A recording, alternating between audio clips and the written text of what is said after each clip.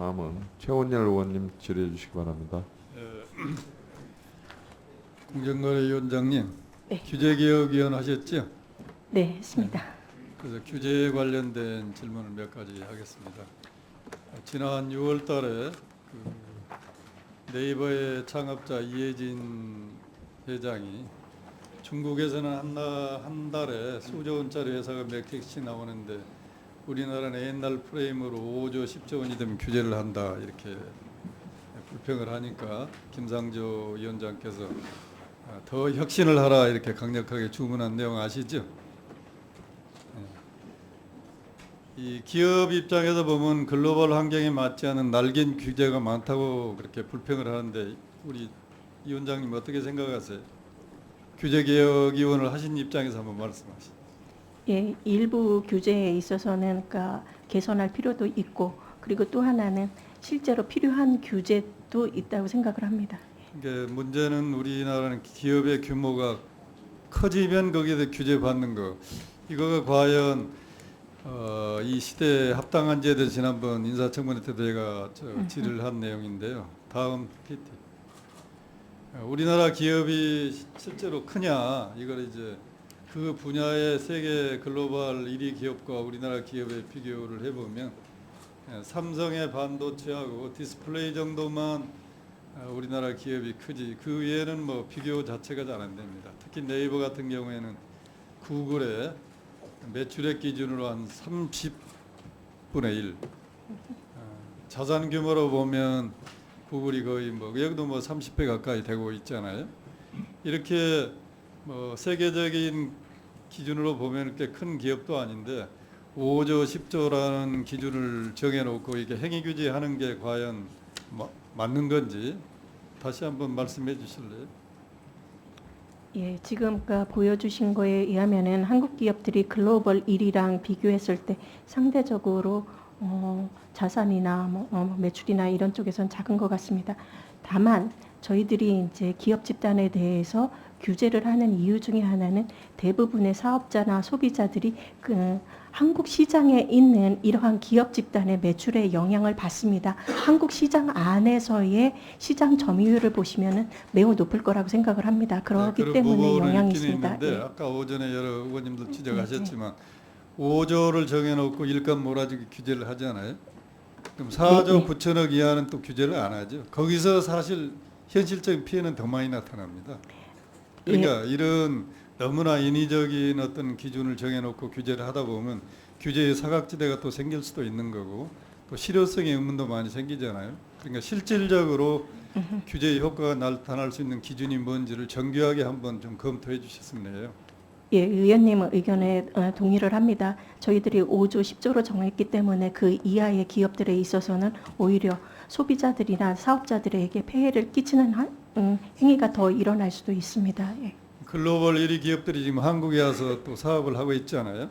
네. 그럼 우리나라 국내 대기업에 적용되는 규제만큼 외국의 대기업에 대해서도 동일한 행위 규제를 적용을 지금 하고 계시나요? 원칙상 저희는 국내 기업이나 해외 기업이나 차별하지 않습니다. 그런데 실질적으로 보면 집행 면에서 보면 너무나 차이가 많이 나서 오후에 다시 질의를 하겠습니다만 역차별이 의외로 많아요. 또 국내 기업이 이런 부분도 한번 규제 차원에서 검토해 보시고요. 그 다음에 지난 7월에 이제 OECD에서 우리나라 규제 상황에 대해서 보고서를 준 게 있는데 보셨나요? 이 부분은 정확히는 보지를 못했습니다. 여기 이제 핵심 내용은 경제 활동에 대해서 부담이 되는 규제를 좀 대폭 줄여라.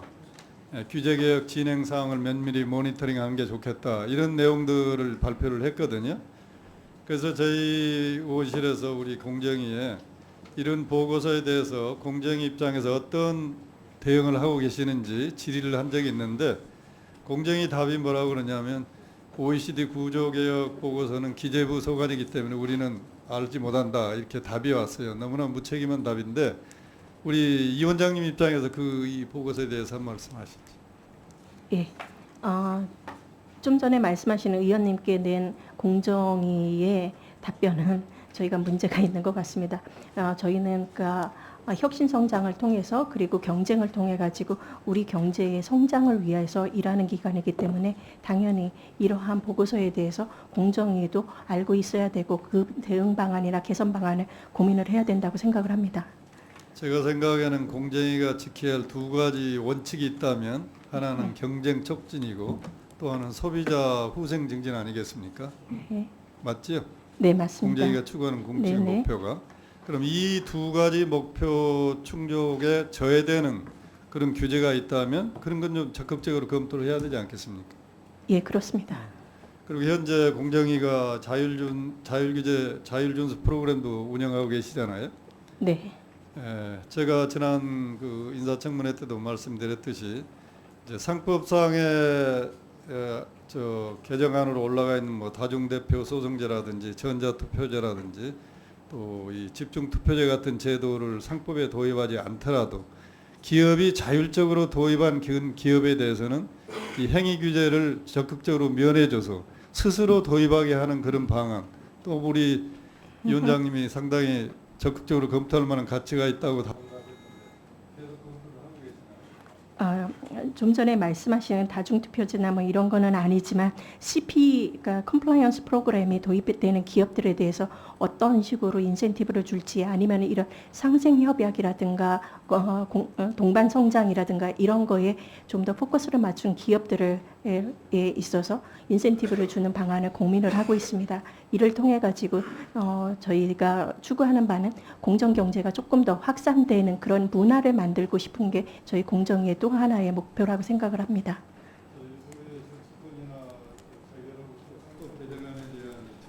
크기 때문에 질적인 지표로 활용을 하시는 것이 자발적으로 도입을 하는 부분이 되지 않을까 싶습니다.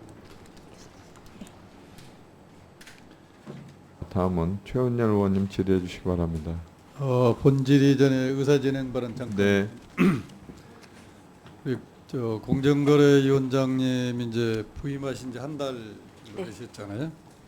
학교에서 쭉 연구만 하시다가 부임을 하셨는데 한 달 만에 국정감사 받으니 굉장히 힘드시죠? 예. 그거를 우리 저 부위원장이나 뒤에 상임위원 국장들이 전폭적으로 좀 서포트를 해드려야 될 텐데 의원님들께서 구체적인 수치 가지고 물으시면 어떻게 한 달 정도 안 되는 위원장이 다 파악을 하겠습니까? 오늘 우리 위원장 보좌하는 뒤에 우리 담당자들 보면 좀 위원장님을 좀 더 적극적으로 잘 모셨으면 하는 생각이 드는데 부위원장님 예, 어떻게 생각하세요? 예, 저 시작하겠습니다. 예. 예. 학교에 오래 계시다 온 분이라고 너무 좀 여러분들이 길들이려고 노력하는 건 아니죠? 아닙니다. 전혀 그런 행동을 보인 건 아닌 것 같은데요. 우리 이 위원장님께서는 실력으로 예, 예. 조직을 잘 장악하시고 그다신 취임사에서 얘기했던 여러 가지 개혁 조치 잘 하십시오. 네, 그러겠습니다. 이제 질의하겠습니다. 위원장님께서 후보 시절에 IT 대표 기업의 불공정 행위 조사 및 시장의 구조적 개선을 유도하겠다 이런 말씀도 하시고 취임사에서도 ICT 사업자들에게 부당한 독과점 남용 행위를 제재하여 시장 혁신을 촉진하겠다 이렇게 강조하셨잖아요. 네, 그렇습니다. 그렇게 하시면서 이제 구글이나 애플, 네이버 같은 걸 언급을 하셨는데 사실 네이버는 국내 기업으로서 독과점이나 불공정 약관에 대해서 굉장히 많은 조사와 조치를 받고 있지요. 그거에 비해서 오히려 구글이나 애플 같은 글로벌 기업에 대해서는 상대적으로 규제에서 벗어났다 이런 지적들이 많은데 우리 이 위원장도 거기에 동감하시나요? 예, 제가 여러 번 반복해서 말씀드렸다시피 공정위는 국내 기업이나 국외 기업이나 공정하게 법 적용을 하고 있습니다. 취임하신 그 생각이 끝까지 잘 집행이 되도록 PTP 띄워요. 그렇죠. 그런데 실제로 그런 규제를 덜 받는 대신에 국내에서 또 여러 가지 혜택은 훨씬 더 많이 받습니다. 동영상 광고 매출 2018년 기준 전체 한 6천억 중에서 유튜브나 페이스북이 광고로 가져간 게 4% 정도 됩니다. 네이버는 한 490억으로 8%. 이에 비해서 이 망 사용료, 이거는 네이버가 지불한 게 734억이라고 그래요. 그러나 외국의 구글이나 페이스북 인대가 지급한 건 거의 없답니다. 이 수치가 맞나요? 부위원장님.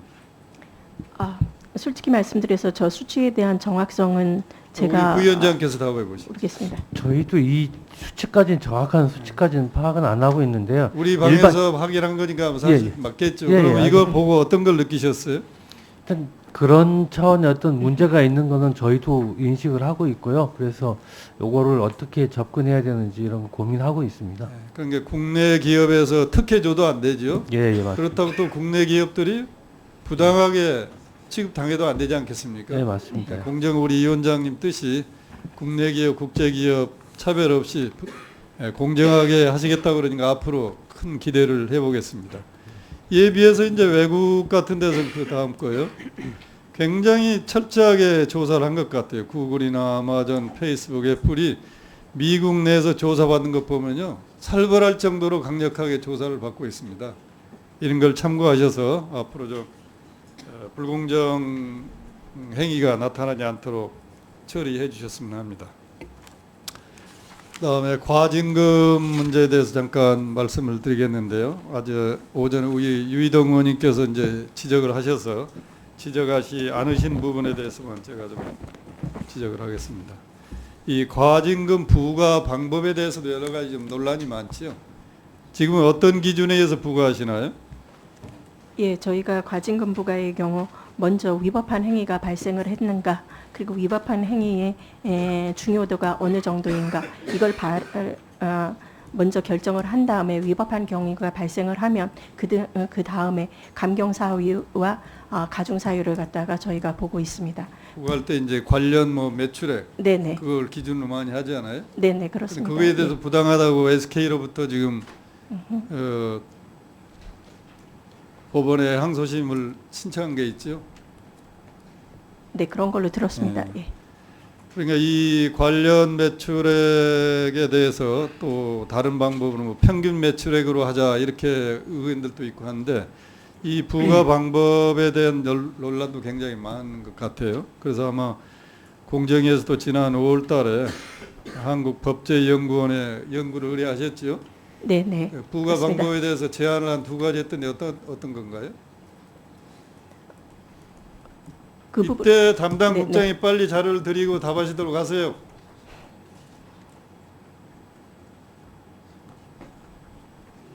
부위원장이 답변 드리겠습니다. 지금 그 용역 결과는 뭐 지금 담당 국장에만 없어갖고 지금 담당 과장은 밖에 있는 것 같습니다. 그래서 제가 대신 답변 드리겠습니다. 과징금 부과의 어떤 그 재량권을 어떻게 남용하는 거 아니냐, 아니면 재량권이 너무 없어서 문제가 되는 거 아니냐, 이거에 대한 어떤 연구가 용역을 통해서 저희들이 공정위한테 좋은 얘기만 하시네. 네. 두 가지 제안을 했더라고. 하나는 관련 매출액뿐만 아니라 기업 규모별로 부과를 하자. 예. 하나의 안이 있고 또 하나가 이제 공정위한테 재량권을 더 주자. 아니, 그런 것도 있는데. 예, 예. 예. 그 기업 규모별 부과 방법에 대해서 이 위원장님은 어떤 생각을 갖고 계세요? 저는 똑같은 법 위반 행위를 하더라도 양형 기준에서는 기업 규모를 갖다 고려할 필요가 있다라고 생각을 합니다. 왜냐하면 시장에 미치는 정도와 영향이 다르다고 생각을 하고 있기 때문입니다. 그게 과징금을 부과한 이유가 부당이득을 환수하기 위한 목적도 있지만 또 다른 이유는 이 기업뿐만 아니라 다른 기업들이 비슷한 불법 행위를 하지 않도록 제재하는 수단으로서 과징금을 부과를 하고 있습니다. 그런 측면에서 제재 수단으로 작동을 하기 위해서는 규모에 비례하거나 아니면 규모와 관련이 있는 과징금을 부과할 필요도 있다라고 생각을 하고 있습니다. 예. 그래서 저도 그 방법을 적극적으로 좀 검토해 주셨으면 하고요. 그럼 두 번째로 거기 연구 보고서에 제안한 게 이제 재량권을 넓히자. 이 부분은 굉장히 신중해야 되겠다. 지금 현재도 공정위가 여러 방면으로 논란의 대상이 되고 있기 때문에 이 시점에서 공정위한테 과징금 부과하는데 재량권을 더 확대하자에 대해서는 굉장히 역풍을 맞을 가능성도 많기 때문에 신중하게 검토를 해주셨으면 합니다. 예, 저희가 신중하도록 하겠습니다. 다만 하나 저희가 말씀드리는 게 하나 있습니다. 과징금 부과에서 아까 의원님께서 말씀하시듯이 여기에서는 관련 매출액이 주요한 기준점이 됩니다. 관련 매출액을 저희가 제대로 산정하지 못하는 경우에는 정액 과징금을 부과하도록 되어 있습니다. 정액 과징금인 경우에는 맥시멈 5억 원입니다. 이 경우 규모가 큰 기업에 있어서의 5억 원이라고 하는 거는 실제로 좀 전에 의원님께서도 말씀하신 것처럼 제재할 수 있는 제재 수단으로서의 과징금 역할을 하기는 어려운 것으로 보입니다.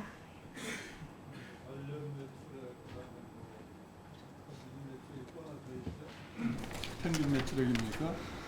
그런 부분 또 하나는 이제 기업 금액을 네. 어떤 적정선을 좀 잘 찾아주시기